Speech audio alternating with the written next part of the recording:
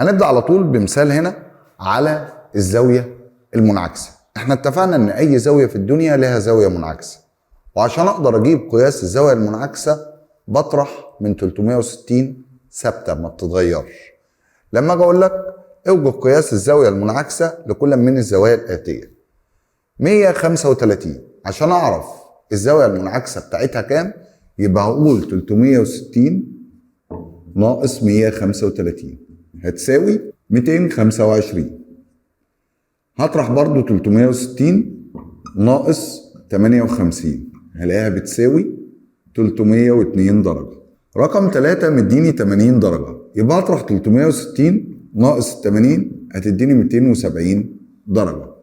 رقم 4 100 درجة، يبقى هطرح 360 ناقص 100 هلاقيها بتديني 260 درجة. رقم 5 110، يبقى هطرح 360 ناقص 110 هلاقيها بتديني 250 درجة. رقم 6 ركز فيها شوية، بيقول لي 89 درجة و60 دقيقة. طالما معايا 60 دقيقة لازم الأول أحولها لدرجة، وكلنا عرفنا إن 60 دقيقة بتساوي 1 درجة زائد 89 درجة هتديني 90 درجة. يبقى 360 ناقص 90 هتديني 270 درجة. دي يا جماعة فيها غلطة معلش، دي المفروض 360 ناقص 80 هتديني 280 درجة. يبقى هنا هحول الدقيقة لدرجة تبقى درجة زائد 89 تديني 90 درجة، وهنا 360 ناقص 90 هتساوي 270 درجة. بكده فهمنا يعني ايه الزاوية المنعكسة وازاي بقدر اجيبها، وعرفنا اساسيات الهندسة في الجزء اللي فات. الجزء الثاني من درس النهارده هنبدأ نتعرف على بعض العلاقات اللي بتربط بين الزوايا وبعضها. أول حاجة هنا الزاويتان المتجاورتان، من الاسم بتاعها متجاورتان يعني جنب بعض، زي البيت بتاعكم والبيت بتاع جاركم، ده كده بنقول عليكم جيران. نفس القصة بنقول على الزاويتان هنا ان هما جيران، بس ما بنقولش جيران بقى، بنقول زاويتان متجاورتان. وعلشان اقدر اقول ان في زاويتان متجاورتان في شرطين لازم يكونوا متوفرين. اول شيء لازم تكون رأس مشتركة للزاويتان. تاني شرط لازم يكون في بين الزاويتين ضلع مشترك، زي لو جيت ركزت هنا في زاوية ألف باء دال الزاوية دي، وزاوية جيم باء دال الزاوية دي. لو ركزت ان باء هنا هلاقيها رأس مشتركة بين الزاويتان، والضلع باء دال هلاقيه ضلع مشترك. يعني ايه ضلع مشترك؟ يعني الضلع باء دال موجود مع الزاوية الأولى وأيضا موجود مع الزاوية الثانية. طب يا أستاذ لو أنا جيت رسمت الشكل ده كده وقمت جاي عامل هنا زاوية، الزاوية الأساسية اسمها ألف باء ودي جيم وهنا دال وهنا هاء، هل الزاوية ديت والزاوية ديت متجاورتان؟ قال لي لا مش متجاورتان خالص. ليه؟ لأن الشروط اللي احنا قلنا عليها مش متوفرة. أول حاجة الزاوية اللي فوق دي رأسها دال والزاوية اللي تحت دي رأسها باء، فكده الرأس مش مشتركة. تاني شيء مفيش ضلع مشترك. الضلع الأساسي في الزاوية الكبيرة هو باء جيم، لكن الضلع الأساسي في الزاوية الصغيرة هو دال جيم، وبالتالي أقدر أقول على الزاويتين دول إن هما ليسوا متجاورتان. أول شيء يعني إيه زاويتان متتمتان؟ واحفظ الاسم واوعى تلخبط بينه وبين اسم تاني. الزاويتان المتتمتان هما زاويتان مجموع قياسهما 90 درجة. الزاويتان المتتمتان هما زاويتان مجموع قياسهما 90 درجة. زي لو قلت لك معايا زاوية ب10 وزاوية ب80، لو جمعتهم هيدوني 90 يبقى متتمتان. زاوية ب20 وزاوية ب70، لو جمعتهم وادوني 90 يبقى متتمتان. زاوية ب45 وزاوية ب45، زاوية ب40 وزاوية ب50، زاوية ب60 وزاوية ب30، كل القياسات اللي انا عمال اقولها دي بتوع زاويتان متتمتان. طب السؤال بيجي لي ازاي وانا بحل ازاي؟ اغلب اسئله الزاويتان المتتمتان والزاويتان المتكاملتان اللي هناخدهم بعد شويه بتجي لي على شكل اكمل او اختر. لما اجي اقول لك الزاويه التي قياسها 60 درجه تتمم زاويه قياسها كام؟ عود نفسك لو هو اداك رقم يبقى اجابتك هتكون رقم، لكن لو هو اداك نوع زاويه يبقى اجابتك هتكون نوع زاويه. لما اجي اقول لك الزاويه التي قياسها 60 درجه تتمم زاويه قياسها، عشان اعرف هتتمم كام هطرح 90 ناقص ال 60 هيتفضل عندي 30، يبقى اقول له تتمم زاويه قياسها 30 درجه. طب الزاويه التي قياسها 75 درجه تتمم زاويه قياسها كام؟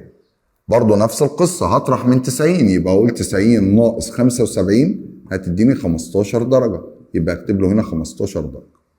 طب لما اقول لك الزاويه الصفريه تتمم زاويه، هنا اداني نوع زاويه، يبقى لما اجاوب عليه اجاوب بنوع زاويه.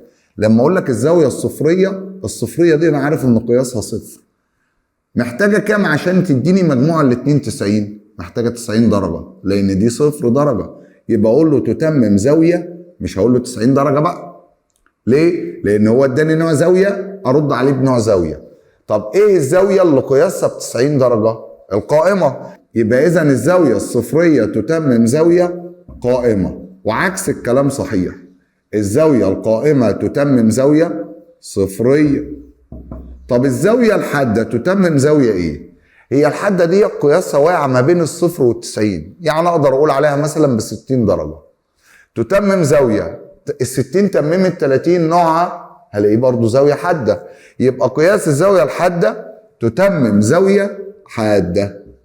طب الزاويتان المتكاملتان هما زاويتان مجموع قياسهما 180 درجه. المتكاملتان هما زاويتان مجموع قياسهما 180 درجه. زي مين يا استاذ؟ زي مثلا لو قلت لك معايا زاويه ب 100 يبقى المكمله بتاعتها 80، معايا زاويه ب 70 المكمله بتاعتها 110، معايا زاويه ب 50 المكمله بتاعتها 130، معايا زاويه ب 120 المكمله بتاعتها هتكون 60. كل القياسات اللي انا بقولها لك ديت قياسات زاويتان متكاملتان. والاسئله برضو بتجيلي زي المتتمتان اللي احنا لسه حلينهم بالظبط، ولكن خد بالك لو اداك قياس زاويه هتجاوب بقياس زاويه، لو اداك نوع زاويه هتجاوب بنوع زاويه. زي الامثله دي كده، الزاويه التي قياسها 80 درجه تكمل زاويه قياسها. طالما تكمل يبقى انا هطرح من 180. خد بالك متتمتان تتمم متممه بطرح من 90، ومتكاملتان تكمل مكمله بطرح من 180. يبقى هنا قال لي تكمل يبقى هطرح من 180، يبقى اقول 180 ناقص 80 هتديني 100 درجه، يبقى دي 100 درجه. طب الزاويه التي قياسها 110 درجه تكمل زاويه قياسها، هطرح ال 110 من 80 هتديني 70 درجه. طب الزاويه الصفريه تكمل زاويه، خد بالك هو اداني هنا نوع زاويه، يبقى انا المفروض لما اجاوب عليه اجاوب بنوع زاويه. الصفريه قياسها صفر، الصفر ده محتاج كام عشان يوصل للزاويه المستقيمه اللي هي ب 180 درجه؟ قال لي محتاج 180 درجه، وال 180 درجه دي نوعها مستقيمه، يبقى اقول له الزاويه الصفريه تكمل زاويه مستقيمه. وعكس الكلام صحيح، يعني لما اقول لك الزاويه المستقيمه تكمل زاويه صفريه. طب الزاويه الحاده تكمل زاويه. نرجع للمثال الثاني هنا او الاولاني، انا عندي الزاويه هنا بكام؟ ب 80، نوعها حاده. تكمل زاويه 100 نوعها منفرجه، يبقى انا هفهم من كده ان الحاده تكمل منفرجه، الحاده تكمل منفرجه. طيب الزاويه القائمه دي يا استاذ ب 90 تكمل زاويه. ال 90 محتاجه كام عشان تكون 180؟ محتاجه 90 زيها، وال 90 اللي زيها دي نوعها قائمه، يبقى الزاويه القائمه تكمل زاويه قائمه.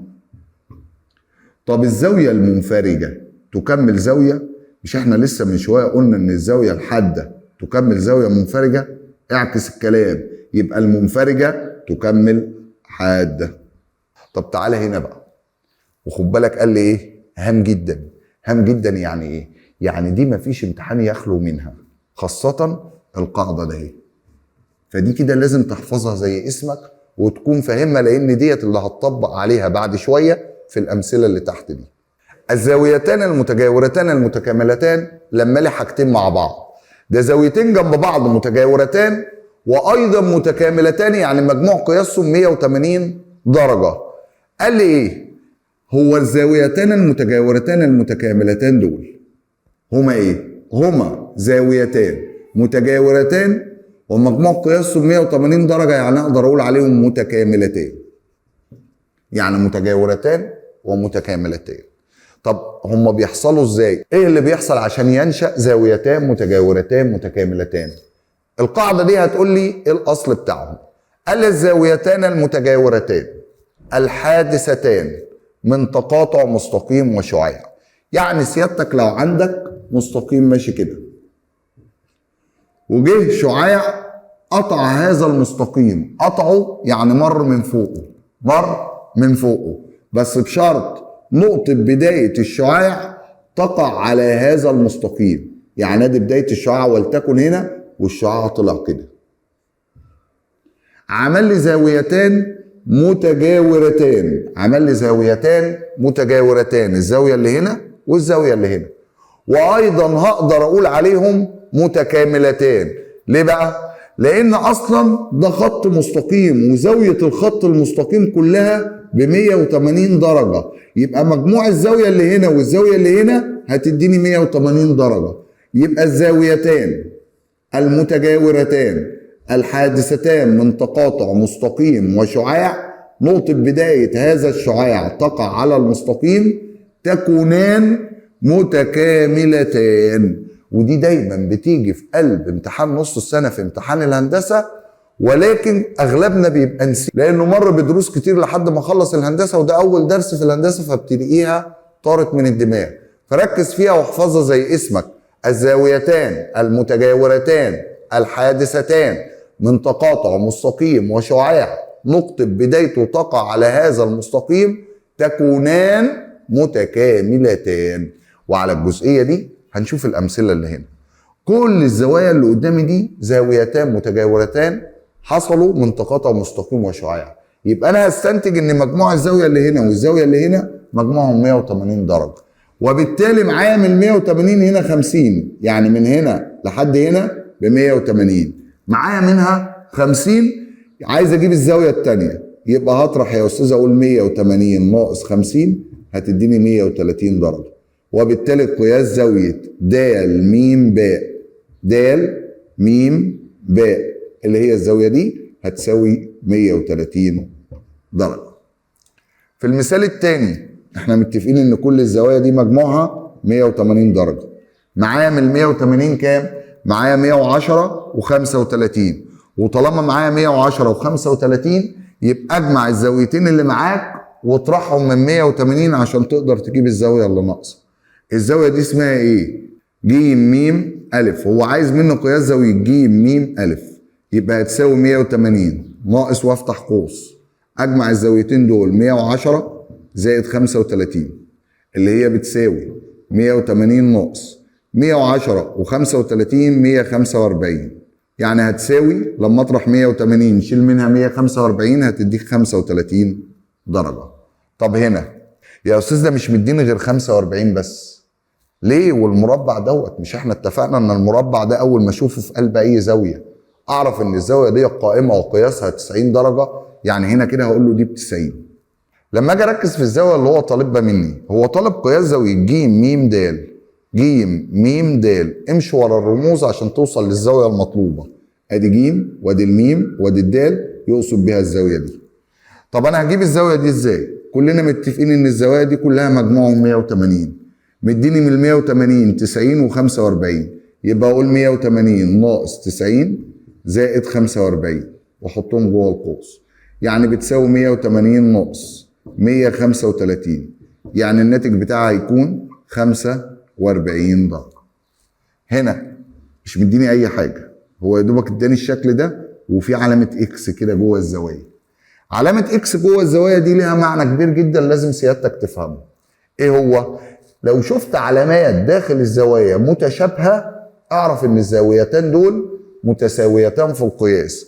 معنى وجود الاكس هنا والاكس هنا والاكس هنا ان الثلاث زوايا متساوية في القياس، وانا عارف ان مجموع الثلاث زوايا ب 180 درجة. طب هو عايز زاوية منهم، عايز قياس زاوية ألف م باء. ألف م باء اللي هي الزاوية دي، يبقى انا هقسم 180 عليهم هم الثلاثة، يبقى اقول له 180 على التلاتة هتديني 60 درجة، وبالتالي قياس الزاوية ب60. طب لو قلت لك الزاوية اللي هنا دي بكام؟ هتبقى ب60 برضه. طب الزاوية اللي هنا دي برضه ب60 درجة.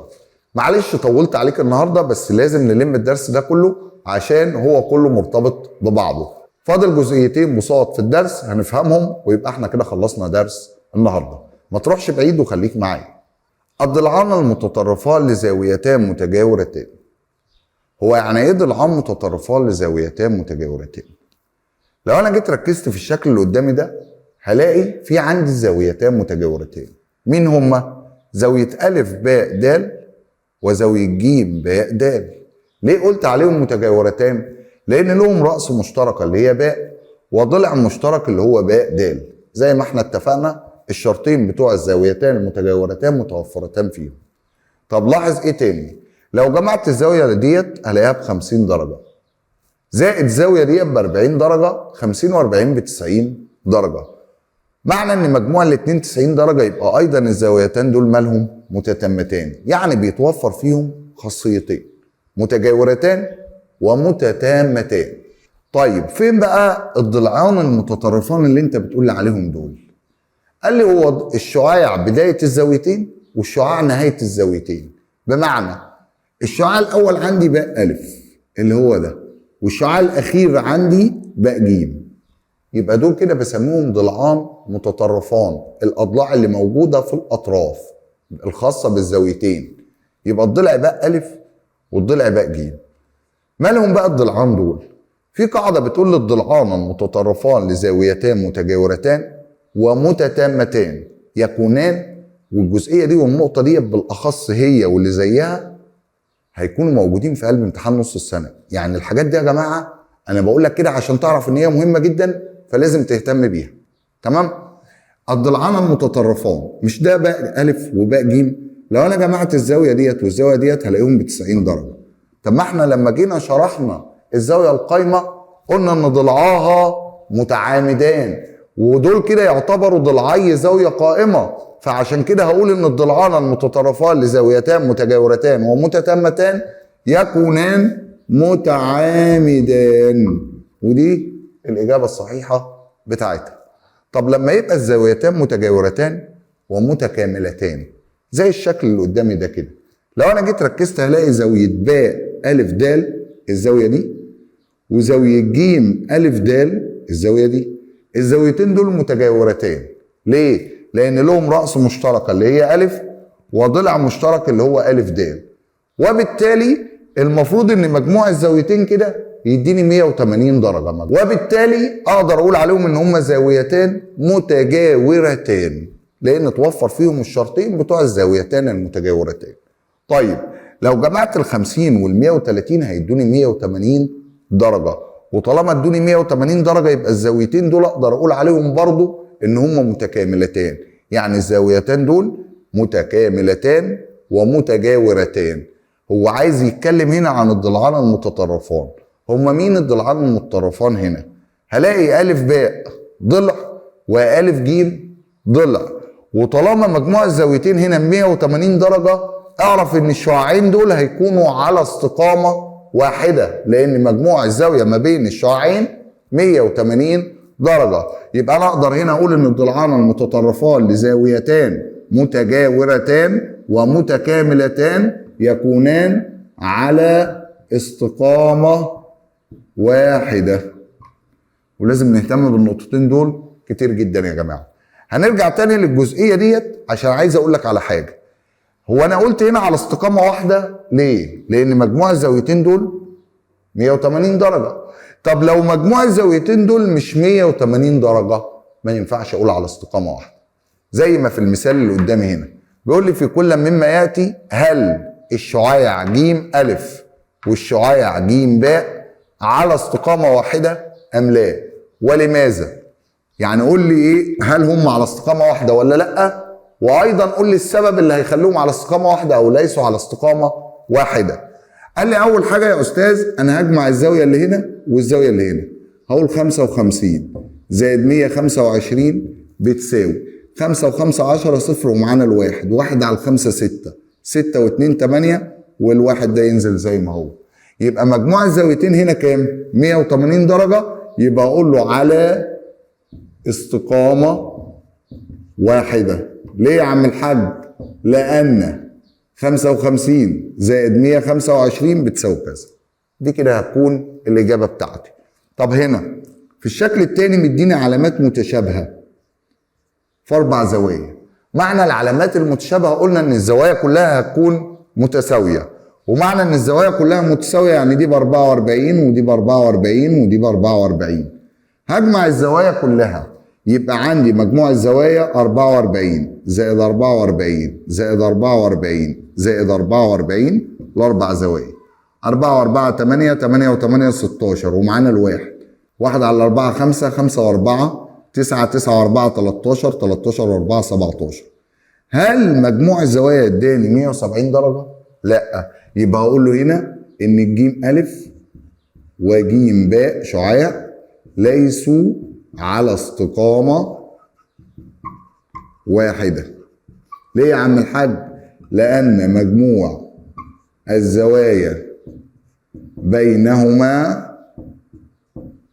لا يساوي 180 درجة، أو أقدر أقول له بيساوي 176 درجة. ده صح وده صح.